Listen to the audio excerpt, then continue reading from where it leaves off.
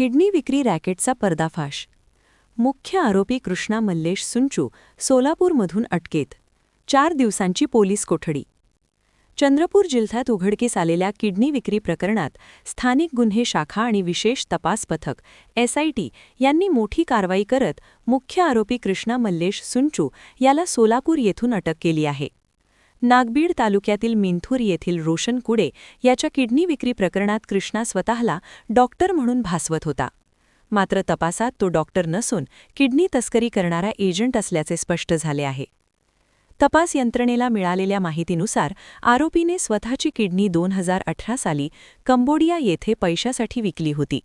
त्यानंतर कंबोडियातील काही डॉक्टरांच्या संपर्कातून भारतातून किडनी डोनर आणण्याचे रॅकेट सुरू केले. प्रत्येक डोनरमागे 1 लाख रुपयांचे कमिशन देण्याचे आमिष देण्यात येत होते. सोशल मीडियावर किडनी डोनर नावाचे फेसबुक अकाउंट तयार करून आर्थिक अडचणीत असलेल्या नागरिकांना पैशाचे प्रलोभन दाखवले जात होते. याच जाळ्यात रोशन कुडे अडकला आणि त्याची किडनी कंबोडिया येथे काढण्यात आली. आरोपीला सोमवारी ब्रह्मपुरी न्यायालयात हजर करण्यात आले असता न्यायालयाने त्याला 4 दिवसांची पोलीस कोठडी सुनावली आहे. या प्रकरणातून आणखी आरोपी तसेच आंतरराष्ट्रीय किडनी तस्करी रॅकेट उघडकीस येण्याची शक्यता असून पुढील तपास सुरू आहे. सर्वांना नमस्कार. सर्वांना माहित होता की ब्रह्मपुरी ठाण्यामध्ये आम्ही एक गुन्हा दाखल केला होता की रोशन कुडे म्हणून कंप्लेनंट त्यांनी किडनी विकलेला आहे. ते सावकारीच्या दबावामुळे त्यांनी किडनी विकल्या म्हणून सर्वांना माहीत आहे. त्या अनुषंगाने आम्ही एक SIT स्थापन केला होता. त्यामध्ये 9 अधिकारी आहे.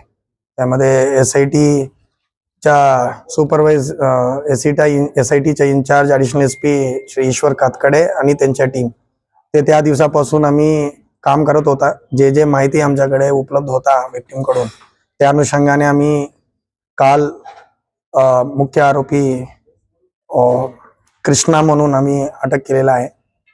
त्या अनुषंगाने त्यांना विचारपूस केल्या तर आम्हाला माहीत पडला की तो पण एक किडनी डोनर आहे. म्हणजे तो पण ते बिझनेसमध्ये काही नुकसान झाला तर त्यांनी स्वतः फेसबुकवर सर्च करून त्या फेसबुकच्या ग्रुपमध्ये काही संपर्क केलेला आहे, काही आरोपीला संपर्क केलेला आहे आणि तो पण तोच हॉस्पिटल ते कंबोडिया हॉस्पिटलकडे गेला आणि तिकडे जाऊन ते किडनी विकलेला आहे.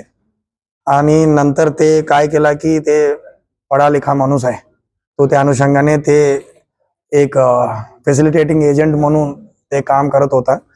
त्या अनुषंगाने त्यांना कमिशन पण भेटला होता. त्या अनुषंगाने ते सांगितलं की ते 10-12 लोक आतापर्यंत त्यांनी कंबोडियालाचं जे मिलिटरी हॉस्पिटल आहे तिकडे घेऊन गेला आणि ते किडनीचा डोनेशन केलेला म्हणून ते सांगितलेलं आहे. त्यांच्या विचारपूस आणि जे इन्वेस्टिगेशन शुरू है आता.